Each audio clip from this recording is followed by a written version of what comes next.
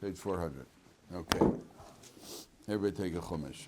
All right, so this, after, just going back, I skipped this unintentionally yesterday. After Yisro has given Moshe advice, and we mentioned how Yisro is an advisor, so then Moshe implements the plan. I told you yesterday that there are different opinions among the Mefarshim whether or not he was going to do it anyway. And there's one opinion there. Yisro gave him the suggestion. He checked with Hashem, and Hashem ratified it. There's another opinion that anyway he was going to do it. Okay, and then look what he does afterwards. Right at the end of this whole episode, after he appoints all these judges, supervisors. So on Pasuk 27, it's 6 lines from the top. Vayeshalach Moshe es chosno, vayelech lo el artzo. Moshe sends off his father-in-law, and he goes back to his land. Rashi says that he sent off his father-in-law, where is it in Rashi? Vayelech lo el artzo, says Rashi, legayer b'nei mishpachto, 4th line from the top of the right column, to go and convert his family members. Yisro goes back to his land. Now it doesn't say that Moshe sent him to do that. Moshe just sent him, vayishalach Moshe es chosno, Moshe sends him off. And then there's that little, it looks like a fish bone under, it looks like a wishbone right under the sign, under chosno, which means there's a stop over there. Vayelech lo el artzo. Yisro goes off to his land. It doesn't say that Moshe sent him off to his land to convert them. It says Yisro went off to his land to convert his family members. Moshe sent him away. Why does Moshe send Yisro away at this point? So it's very interesting. The Mefarshim say Yisro came to join the Jewish people. He was a professional advisor, and he gave what was a good piece of advice, apparently, because whether or not Moshe implemented it because Yisro, or he was going to implement it on his own, it was clearly Yisro was on the mark with the advice. But Moshe has a concern over here. What's going to be the next piece of advice? And who is he going to be advising? That means Yisro's going to join up the Jewish people. He had a background in idol worship, which he rejected. But what's the influence? What's he going to, who's the next person he's going to give advice to? Maybe he's going to advise somebody else in the Jewish people based on his understanding, and Moshe Rabbeinu isn't happy with that. What's the influence going to be? Where is he going to go with this? At that point, Moshe says, I can't have him around here because I just don't know. He's a good advisor. But just because you've had a little bit of, how much Torah background does Yisro have?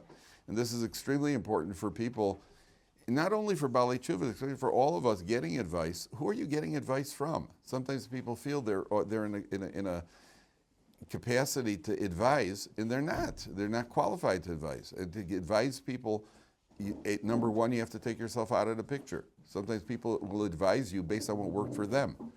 And the first rule in advising is taking yourself out of the picture. You have to put yourself in the other person's place, not in your place. Now, maybe you could draw on your own experience in life to advise people, but that's only if that advice is suitable for this person. And one of the biggest mistakes people make when they advise people is, well, if it was good for me, it'll be good for you, completely forgetting that we're not the same people. And so A, you have to be qualified to advise. B, you have to have Torah knowledge. If you're going to advise, and Baalei Tshuvas, by the way, often advise other Baalei Tshuvas because they feel what worked for me, if it's good for me, it'll be good for him. And that's mistake number one. That's why I always tell people, guys in this yeshiva who may be well-meaning are the last people you should be taking advice from because they don't have the experience. They feel good about what they've done, and you should all feel good about what you've done. And I've told you many times, you guys don't appreciate what level you're on. Often you're probably thinking about past misdeeds, but the Torah sources say that you should be seeing yourself as on the highest level among the Jewish people, because what you've overcome and the challenges you've overcome, many others have not. Most others have not. So you don't appreciate who you are. That's one of your problems. You don't even appreciate the stature that you occupy just having made these life choices. But independent of that, other guys, to advise people, they are not in a position to give advice. You're not qualified. They're not qualified to advise you because just because it feels good doesn't mean it works. And therefore, Moshe Rabbeinu sends Yisro away because who's going to be the next person that he advises? It's a very, very important life lesson. Okay. You can't send your mother-in-law away. She's going to advise you, but there's no way to send her. You can't send her away. Unless she lives in a different Then, in which case, you don't have to. You just have to make sure the airlines go on strike before she goes for the visit. Oh, sorry, we're not going to be home next week. I shouldn't say. I got along great with my mother-in-law. We got along very well. We lived 6,000 miles apart, but we got along. We even when we were in the same room, we got along very, very well. Baruch Hashem. Okay. Now starts the B'chodesh HaShlishi L'tzeis B'nei Yisrael Me'eretz Mitzrayim Bayom Hazeh Bo'u Midbar Sinai. So we started this yesterday. They come to Midbar Sinai. Now take a look at Rashi over here. What does it mean by Yom Hazeh? So Rashi first tells it was on Rosh Chodesh. Then Rashi says, if you look at 4 lines from the bottom, right column in Rashi, 4 lines from the bottom, right in the middle of the 4th line from the bottom, Mahu Bayom Hazeh. Everybody see that? Mahu, page 400. Page 400. Mahu Bayom Hazeh. What does it mean on this day? Sheyu Divrei Torah Chadoshim. Torah should be new. In brackets he says Chavivim, another or beloved. Alecha Ki Ilu Hayom Nitnu. Torah should be beloved to us as if it was given today. That means every day we should see ourselves as having received Torah. What does that mean? So I don't know if you guys probably never read newspapers. You guys do everything on machine. I grew up in newspapers. Every single day you're excited about seeing the newspaper. It's a new, and most people had a certain time you read the newspaper, either at breakfast or in the bathroom or like your lunch break. You had a time where you read the newspaper and you were always excited to see the news. What news is it going to be? The news is always going to be there's local news and international news. Local news is basically who killed who in your city, and international is who killed who around the world. Or what disasters were there. And they read the news every day. But when a person got the newspaper, it's a certain freshness. The news. That's how we should learn Gemara. Every single day it's a new Gemara, even if we've read it before. And a lot of times people feel, oh, it's the same stuff over and over again. It's going to be a question and an answer, and I'm going to be confused. That's how many people approach Gemara. Every day we should be enthusiastic about putting on tefillin. It's as if we were commanded. How do you feel the first time you put on tefillin? First time you ever think about the first time you ever put on tefillin. I remember a guy saying to me, he had a problem. He said, Rabbi, I put on tefillin for the first time, and I didn't feel anything. So some people think, I put on tefillin the first time, you get a tefillin buzz. It's going to be a sensation similar, more or less similar to after you've had 4 beers. No, it isn't. It isn't. You may feel a sense of fulfillment, but there's certainly excitement. Look at a bar mitzvah boy putting on tefillin for the first time. And look at adults putting on tefillin who've been doing it for a while. We should be privileged and feel privileged that we were chosen to put this badge of honor on our arm and on our head every single day. And a person should feel it's difficult. I'm not saying it's easy. It's one of the most difficult things in life is to maintain enthusiasm for anything that you've been doing for a while. It's very difficult if you have I remember a kid growing up. There's a kid who had a pinball machine in his basement. Have you ever seen a real pinball machine? Now everything's also computerized. This was actually with the silver ball that you knock around. And I love pinball machines. And this kid had one in his basement. He was bored with it.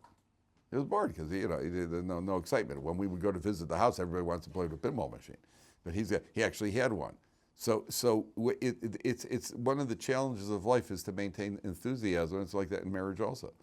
The couple has to constantly figure out a way to refresh the marriage. Otherwise, you just take each other for granted, and that's the formula for disaster in marriage. Is that you always have to maintain a certain freshness in the marriage. So the Torah is telling you that the pasuk saying every day we should see it as a new receiving of the Torah. Okay, and then in pasuk Gimel it's almost a continuation, because it says Moshe Allah El Elokim, 3 lines from the bottom. Moshe goes up to God. Vayikra love Hashem min hahar. Lamar kosomar lebeis Yaakov is like lebeis Israel. So we spoke about this yesterday about Moshe taking the initiative. When he tries to grow, then Hashem calls out to him. That's how you get the response. When you take the initiative, respond. Look at Rashi for a second, and Pasuk Gimel, left column of Rashi, 3 lines from the top.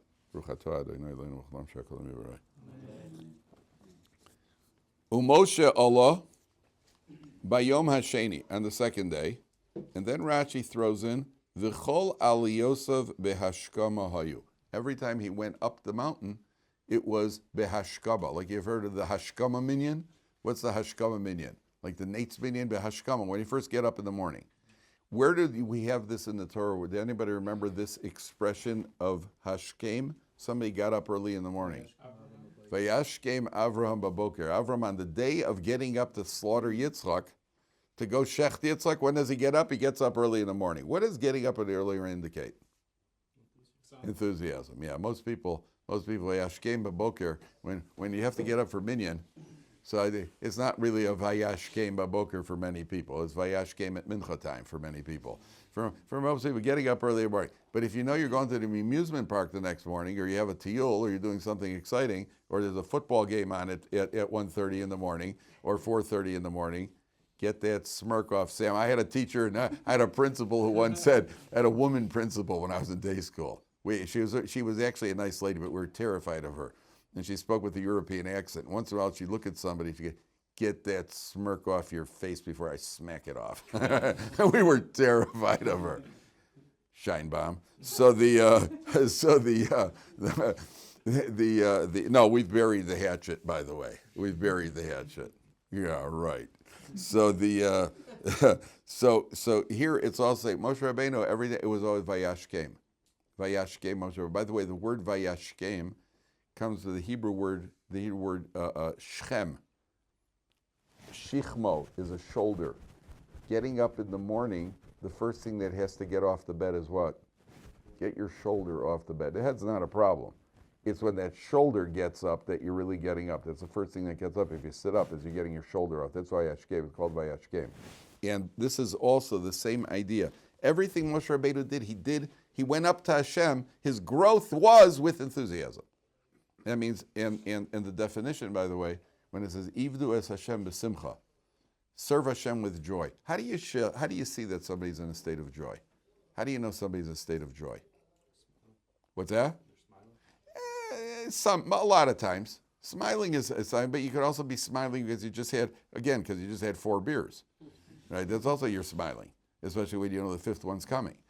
So you're certainly smiling. The sign of Simcha is you're enthusiastic. You're doing it with energy. When you do something and you're dragging your feet, that means you're not thrilled about it. When you're moving quickly, you're moving enthusiastically, that's a sign of Simcha. Simcha does not mean jumping around, dancing, drinking vodka. That's very artificial.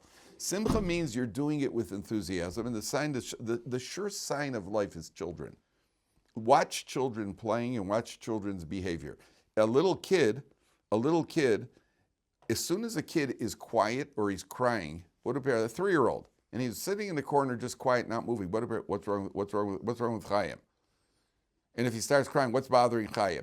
When kids are running around and they're laughing and they're running around and destroying the house, nobody says what's wrong with him. That's exactly what he's meant to be doing. He's programmed that way because kids are enthusiastic.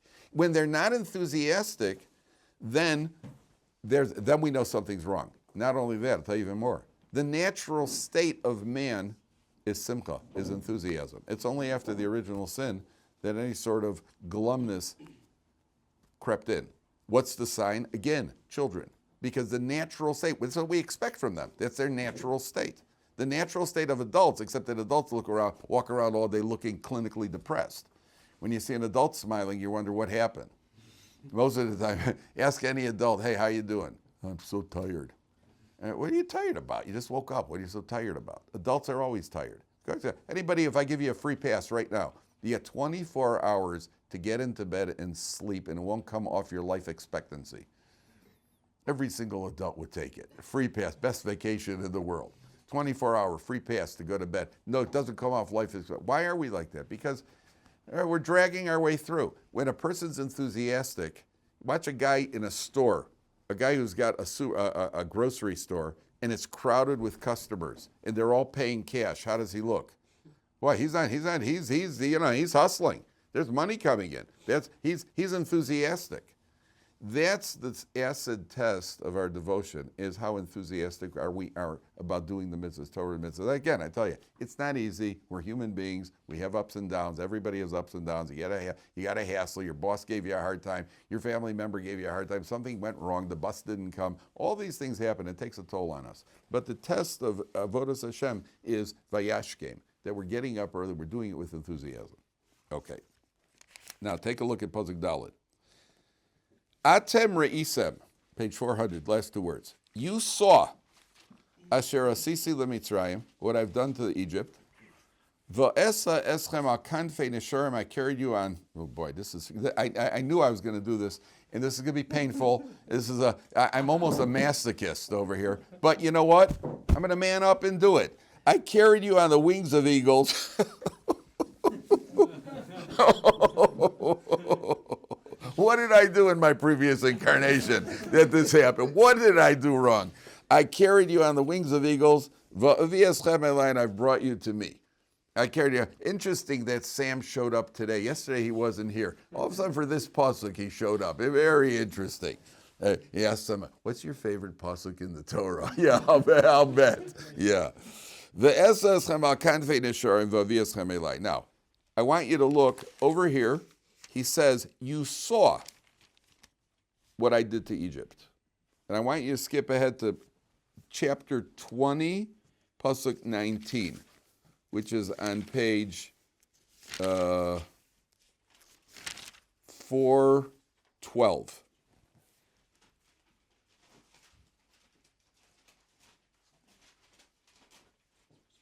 And on page 412, 3 lines from the bottom. Vayomer Hashem el Moshe, kosomer el b'nei Yisrael, so you shall say to the Jewish people, Atem re'isem ki min hashamayim dibarti machem. You saw that I've spoken to you from heaven. That means, here he says, you saw what I did to Egypt. And here it says, you saw, this is later on after the Torah was given, you saw that I spoke to you from Shemayim. And what that means is, gentlemen, that the two fundamentals that Judaism is built on were not given word to mouth. It wasn't one man riding out of a desert named Mohammed who told people that he had a revelation. And it wasn't another man who was a illegitimate child, was a mamzer, telling people that he had a communication. It was an entire nation that experienced and saw the freedom from Egypt, and it's an entire nation that saw revelation at Har Sinai. These are two fundamentals of Torah. And it says you saw it. So when people ask, well, how do we know it's true? Well, the Torah says they saw it. Now, how can you tell an entire nation you saw it, and everybody goes, oh, okay, we saw it? Well, either you did or you didn't. You know, if Moshe Rabbeinu would have said to the people, you saw this, you know, at least someone was, no, we didn't. We weren't there that day. What are you talking about? In an entire nation, nobody objects to it. Because you saw it. Moshe Rabbeinu, you saw this. And they did see it. And then it's been transmitted down from word to mouth through thousands upon thousands of families transmitting and living the Torah that was given at Sinai. So the first thing is, and you saw, why is it that every single holiday we make Kiddush? What do we say in Kiddush? We always talk about, Asher, you took us out of Egypt. And on Pesach, we make the biggest issue out of it. But we also make it in the Kiddush, and we say it in Kriya Shema, and we're constantly talking about having gotten out of Egypt. Why? What's with Egypt over there? You ever been to Egypt? I mean, if you were in Egypt, you would also want to get out of Egypt. But what's going on? What's with Egypt? It's a fundamental of the faith. That we were trapped, helpless, and Hashem took us out en masse. He took us out. There was an exodus from Egypt. That is a fundamental. And certainly the giving of the Torah at Har Sinai is a fundamental. The whole faith is based on that, on what an entire nation saw clearly. That's what the Torah is telling you over here. Now, what does it mean that HaKadosh Baruch Hu took us out on the wings of eagles? What does that mean? We were on the wings of eagles.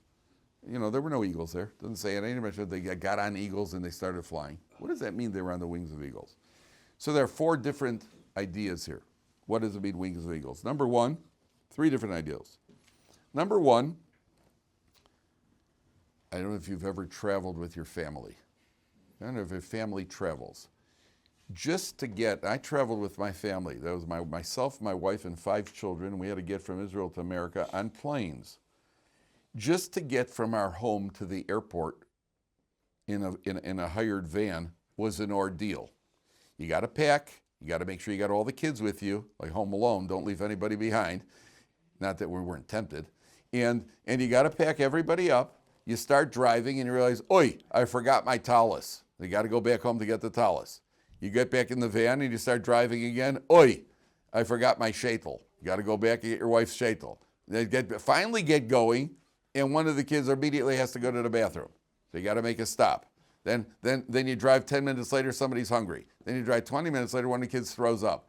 I haven't even gotten to the airport. I remember because we had to get to Columbus, and we had to get to the airport.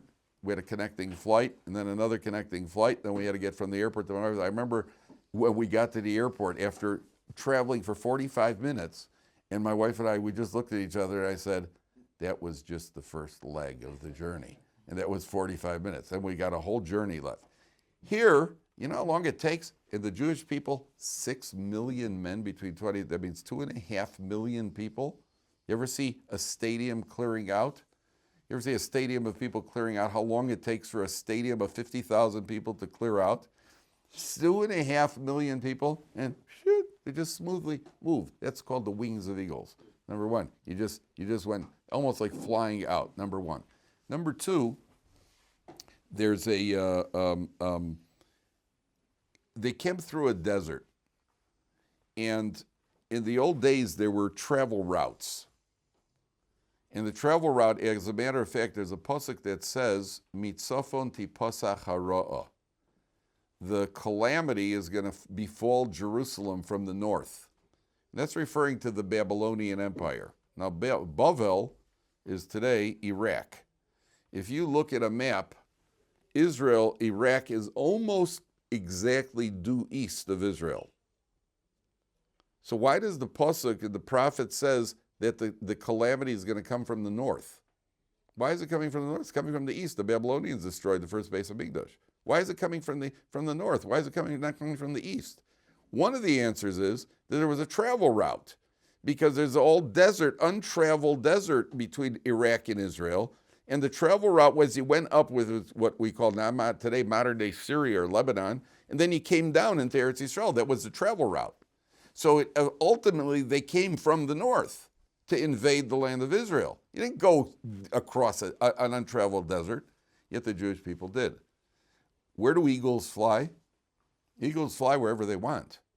Even airplanes nowadays, airplanes have a very, very precise flying routes. An airplane has got a pre-programmed route that they fly. If you've ever taken off, if you've ever flown the same flight, you see that they're taking off exactly the same. It's the same route. Every time it's the same route and the same route landing in. You could tell. You see that they're not just flying around randomly. Yet an eagle flies wherever he wants. The idea of wings of eagles means I've taken you where no one has ever traveled before. This was not a pre-organized travel route. Whereas everything else, trains are on tracks and cars are on what do you call it? Even planes. I was once on a plane. I remember he was about to take off. And, the pilot's announcing, well, our travel time today is going to be about 10 and a half hours, and we're going to be flying at 35,000 feet. We'll be taking off from runway number 4. And I remember thinking to myself, why is he telling me that? Oh, good, my favorite runway. Runway number 4. Yeah, that number 2 was a bummer. That number. I guess he's got to say something. It's like when a baby is born. So they always ask, how much should he weigh?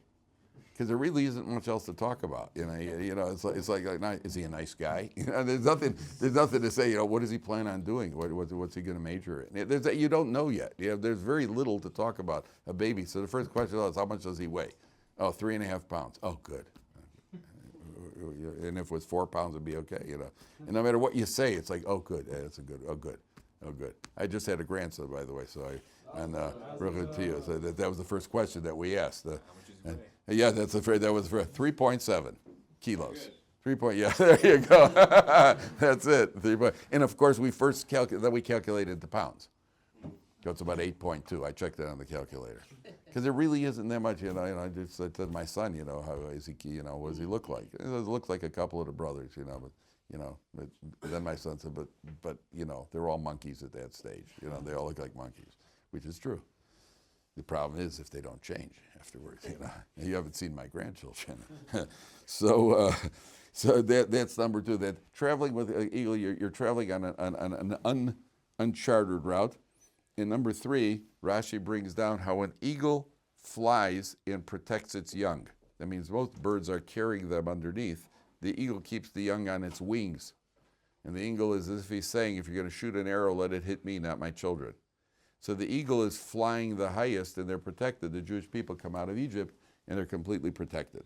Okay. Then Hashem says in Pasuk Hey, 2 lines from the top, Ve'ata, and now, Im shamoa tishme'u b'koli, if you obey, Ushmartem es brisi, and you maintain my covenant, you keep my covenant, V'yisem li segula mikol ha'amim, you will be a treasure for me from all the nations. Ki li kol ha'aretz, for the entire earth is mine. Now, if you take a look, Rashi, how does the article translate segula? You'll be a beloved treasure. You will be my beloved treasure. That means that the Jewish people are the chosen people. Obviously, we're the chosen people, and we're a beloved treasure to HaKadosh Baruch Hu. But the part of the idea is, have you ever heard of a segula? Have you heard the word segula used? It's a segula to do this. It's a segula to do that. Have you ever heard the word segula? Segula is like the different things that they say. It's almost like, for lack of a better term, a spiritual good luck charm. That means that there are certain things a segula has something happens without a real explanation. One of the things, for example, they'll use a magnet. He has a certain segula in it. There's a certain illogical, undefined characteristic in a magnet that it causes other things to stick to it, or it sticks to other metals. Why does this piece of metal stick to things and other metal doesn't? There's a magnetic force. Do you really understand what a magnetic force is? A magnetic force does not have a logical explanation. We only know that this piece of metal has it. We know what happens and what you could do with magnets. You could run trains at 300 kilometers an hour on reverse magnets, right? Those, what do they call it? The bullet trains or something, that they're running on some sort of reverse magnetic force. So we know that magnets work once there is that magnetic force. They do a lot of things with it. But why does this piece of metal have magnetic force and that piece of metal doesn't? Why? Why should this one have that magnetic force? That we don't have an explanation for. There's no logical rhyme or reason why this one yes and this one no. That's what a segula is. A segula doesn't only mean a treasure. It means that it's got something about it that is undefined or unexplainable. The Jewish people are a segula. Why are we a segula? Because to a certain extent we define logic. Which logic do we defy? Which logic? All of it. Yeah. Just learn some Gemara and you'll see.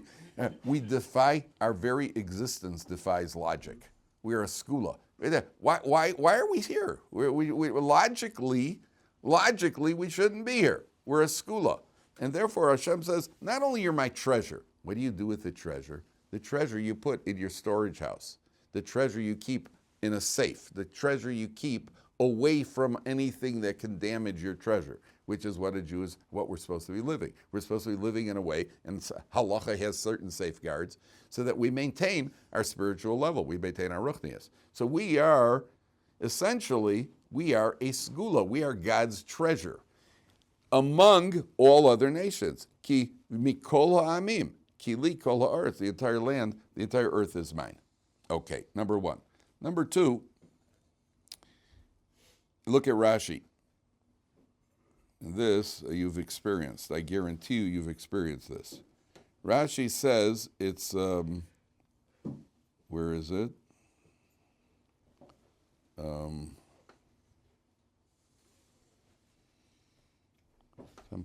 where's the Rashi? Oh yeah, for the first right, it's 5 lines from the bottom, 4 lines from the bottom. So again, the pasuk said, "Now if you obey me and you maintain my covenant." So 4 lines from the bottom, right column of Rashi. Ve'ata, now, Im ata, everybody see that? Very important. If you find it, please show the person next to you. Right column, 4 lines from the bottom. Ve'ata, now, Hashem prefaces this, keeping the covenant with the word now. Where does now come in? What do you mean now? Says Rashi, Ve'ata, im ata tekablu aleichem, if now you accept the responsibility and to a certain extent the yoke of Torah, Yerav aleichem mikan ulaba. From this point onward, it'll become sweet, it'll become palatable, it'll become pleasant. Why? Shekol hascholos kashos. All beginnings are challenging. And what that means is that everything you do in life, the beginning is challenging. You take your first job, you're out of school, you got your first job in a law firm. Okay, so the first day, you're excited about it, and then you hit that stage, which is really the beginning stage. And you find out, hey, this is a little bit overwhelming. Yeah, I didn't expect to do this. Wow, how am I supposed to deal with this file? And what, wow, but the boss is putting a lot of work on me. And then reality hits and you realize, I've just sentenced myself to be doing this for the next 40 or 50 years. And reality hits. And the beginning is challenging. Getting adjusted is challenging. Getting adjusted to getting married. The beginning, well, okay, the wedding, a lot of hoopla. Then reality hits. And then you got to live with this person. And it's challenging in the beginning. Beginning meaning the first 40 or 50 years. After that, it's a cakewalk. And raising children, the first time you have your first kid, wow, the excitement. I want to tell you something. There is nothing that will throw you like having that first kid. Because it's all of a sudden like, whoa, what is this? Like I got to get up at 2 a.m. because he's crying to wake up my wife to take it. It's not so easy, By the time you get to the second or third kid, you realize, there's always somebody crying in the house. If it's not one of the kids, it's you. But then you get used to it. But the beginning is absolutely overwhelming. Absolutely overwhelming. Why, he's crying. What do we do? He's crying. He's screaming. I'm trying to burp him. Nothing's happening. What do we do? You're clueless. Marriage is also like that. Whoa, I thought this is supposed to be just, she's supposed to just cater to every wish women desire. Oh, no. She speaks. And she's got demands and she's got expectations. And whoa! In your first job, you're coming to yeshiva, meeting new roommate. It's all the kol hascholos koshos, especially when you start learning Gemara. Gemara, oh boy, it's Aramaic, and it's a logic that I've never encountered before. And it's even if when I finish a couple of lines, there's more lurking. And in case I didn't have enough trouble, then there's Tosfos. And whoa, it is hard. So, the Gemara itself compares Torah to liquids.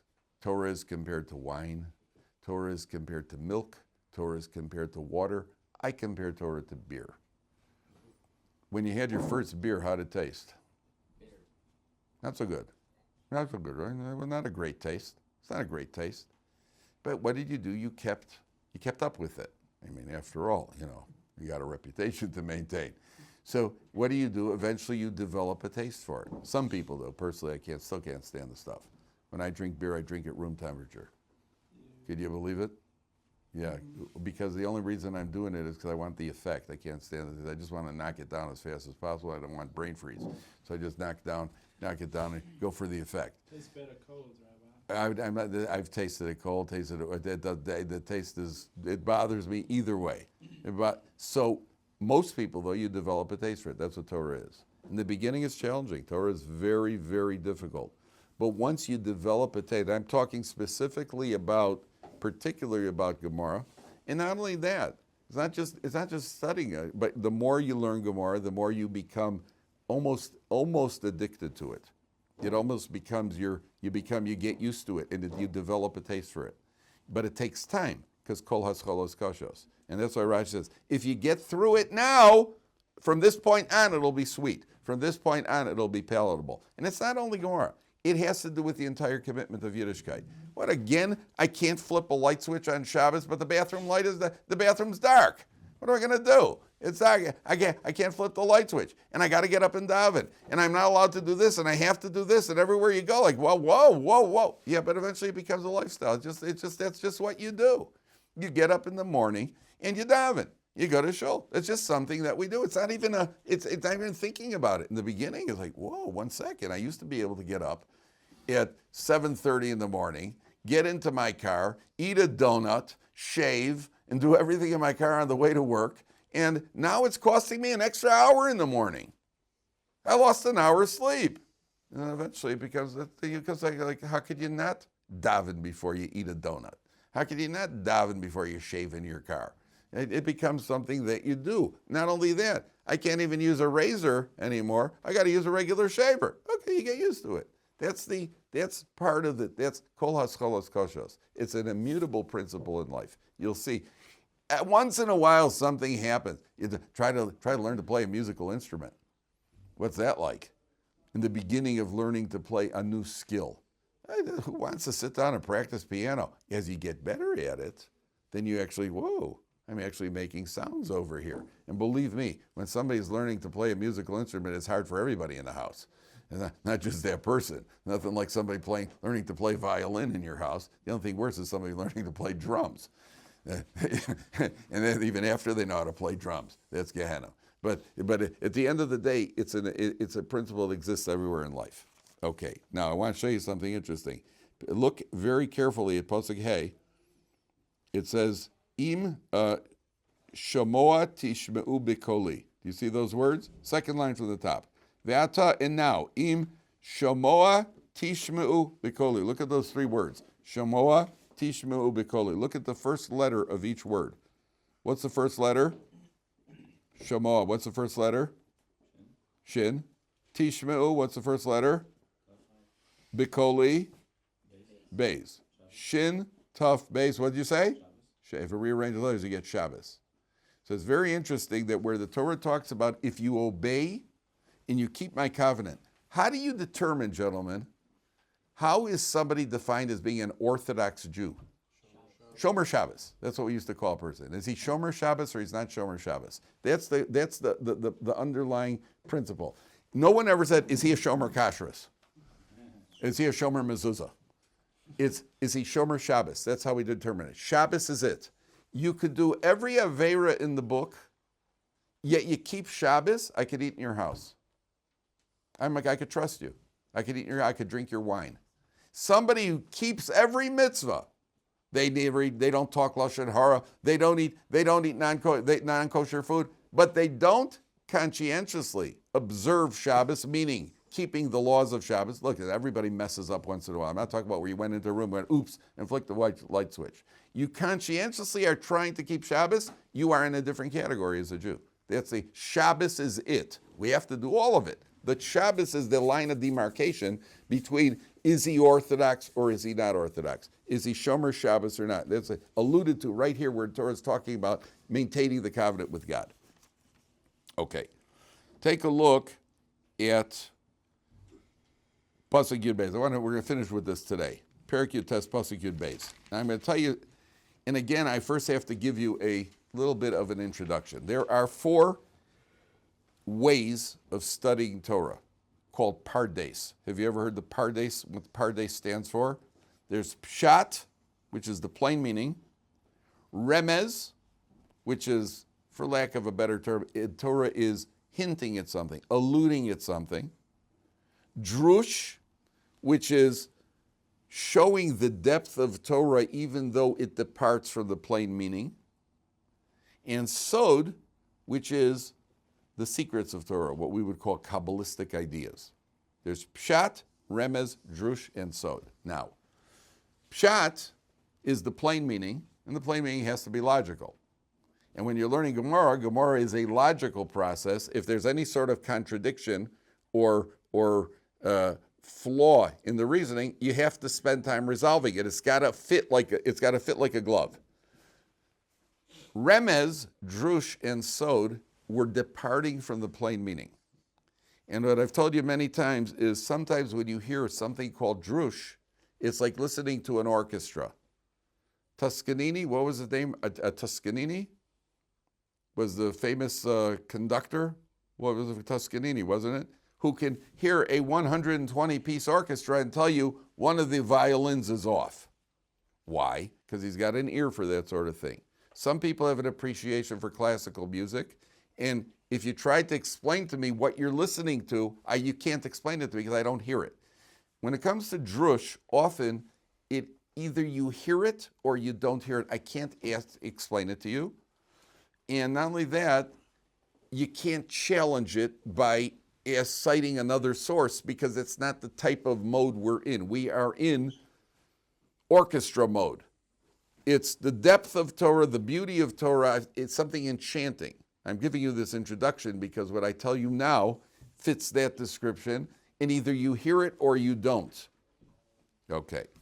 So you know that there's a medrash that says that the Torah was offered to the other nations before it was offered to the Jewish people. You've heard that idea, right? God comes to the descendants of Esav, Edom, he says, you want the Torah. The medrash says they said to God, what does it say in the Torah? Don't murder. And Edom says, hey, come on. That was the blessing Yitzchak gave Esav, is you're going to live by the sword. I mean, we're built on that. We can't have a Torah that says don't murder. So he goes to the sons of Yishmael. What does it say in the Torah? Don't steal. Don't steal? You kidding? Are you kidding? We're not going to steal. We live, that's our whole culture is stealing. Forget about that. In the Arab culture, if somebody steals from you, it's your fault that you allowed it to happen. Not his problem. It's your problem. Why were you such a nerd that you allowed your wallet to get picked? It's your problem. If a guy ripped you off in the cab, an Arab cab driver ripped you off, it's like, well, it's your fault, buddy. Dad, we're built on that. We can't have that. Okay, so he goes to the descendants of Ammon and Moab. What does it say in the Torah? Don't commit acts of immorality. What? Our very inception was Lot and his daughters in a cave. We come from incest. We can't have a Torah like that. So he gives the Torah to the Jewish people. What's the obvious question? And why didn't you throw a challenge at the Jewish people? What does it say in the Torah? You're not allowed to buy wholesale. You have to buy retail. Are you kidding? No way. You're not allowed to offer an opinion. What? No way. So why did God offer it to the Jewish people and give them a challenge? The answer is he did. Where's the challenge to the Jewish people? Look at the next pasuk. Hashem comes down on the mountain on the third day. Moshe says on the third day, Hashem's going to come down on the mountain in front of full view of everybody. Page 404. Be prepared for the third day, because on the third day, Hashem's going to come down on the mountain. And then Hashem says to Moshe, V'higbalta esa am saviv. Put a border around the mountain. Lamor. Hishamru lachem alos bahar. Be careful you don't go up the mountain where the revelation is taking place. Can't go past the borders, the mountain, the fences. Imaginary fences. Unagoa bekatseu. You're not allowed to go near the mountain. You have to limit yourself. How? The proximity to the mountain. So the Sfas Emes, one of the classic commentaries, says that was the test for the Jewish people that equals the test of the other nations. The test for a Jew is limiting your spiritual growth. Because a Jew in his neshama wants to grow. I want to get close. There's revelation. I want to get closer. And the Jews are told, no, at Har Sinai, you're going to have to limit yourself. That's the test for the Jewish people. That's the test for us that equals the test for the other nations. What's he really saying? What he's really saying is that in our essence, we have a desire to grow. And the Torah is telling you, growth itself also has to be controlled. Number one, we're so passionate about what we're doing that we would really love to burst through. You get to even a higher level. For a Jew to be told, limit your growth, that itself is a test. But B, practically, we have to know that our growth has to be done in a logical step without over-enthusiasm, irrational over-enthusiasm. It has to be done. It's a very logical process. It's one step at a time, and we climb the mountain slowly. We go, we grow, we grow. Not to go rush ahead and try to jump up to levels that they're not really suitable for us. All right, Mincha.